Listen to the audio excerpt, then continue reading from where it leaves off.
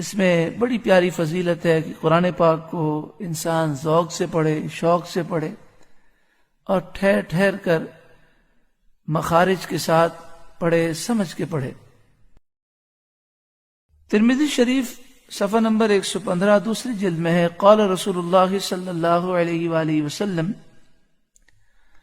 رسول اللہ صلی اللہ علیہ وآلہ وسلم نے ارشاد فرمایا، یجیء صاحب القرآن یوم القیامہ، قرآن پڑھنے والا، قرآن سمجھنے والا، قرآن پاک پر عمل کرنے والا، قرآن پاک سے محبت کرنے والا کل بروز قیامت آئے گا۔ فیقول القرآن یا رب حلہ، تو قرآن اس کی شفاعت کرے گا اور کہے گا، اے میرے رب اسے تو آراستہ کر دے، اسے حلہ پہنا۔ فیلبس تاج الکرامہ، تو اس صاحب قرآن کو عزت کا تاج پہنایا جائے گا۔ ثم یقول یا رب زدہ، تو وہ قرآن عرض کرے گا، اے مالک و مولا اس کے شرف میں، اس کی عزت میں مزید اضافہ فرما۔ فیلبس حلۃ الکرامہ، پھر اسے پہلے عزت کا تاج پہنایا گیا تھا، اب قرآن کے عرض کرنے پر اسے عزت کا حلہ، لباس پہنایا جائے گا۔ ثم یقول یا ربی ارض عنہ، اللہ اکبر۔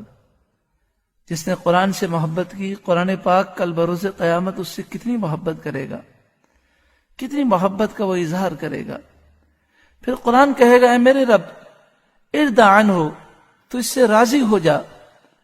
فیرضی عنہ، تو اللہ تعالیٰ اس سے راضی ہو جائے گا۔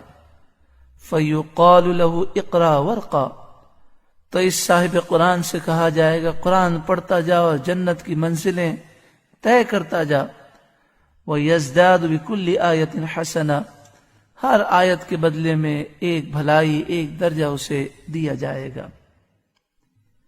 قرآن مجید فرقان حمید یہ ایک ایسی کتاب ہے کہ جب مومن اس کی تلاوت کرتا ہے تو تلاوت کی برکت سے مومن کے دل نرم ہو جاتے ہیں۔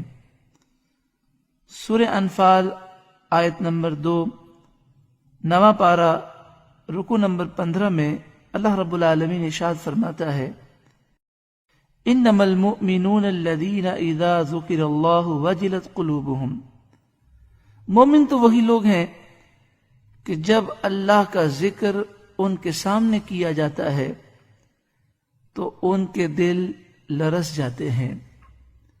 وَإِذَا تُلِيَتْ عَلَيْهِمْ آيَاتُهُ زَادَتْهُمْ إِيمَانًا، اور جب ان کے سامنے قرآن کی آیتیں پڑھی جاتی ہیں تو ان کا ایمان اور بڑھ جاتا ہے، اس کی قوت میں اور اضافہ ہو جاتا ہے۔ وَعَلَىٰ رَبِّهِمْ يَتَوَكَّلُونَ، اور وہ اپنے رب پر بھروسہ کرتے ہیں۔ یعنی قرآن مجید فرقان حمید کی تلاوت سے انسان کا سینہ ایمان کے نور سے روشن ہو جاتا ہے۔ ترمذی شریف دوسری جلد صفحہ نمبر 116 پر ہے،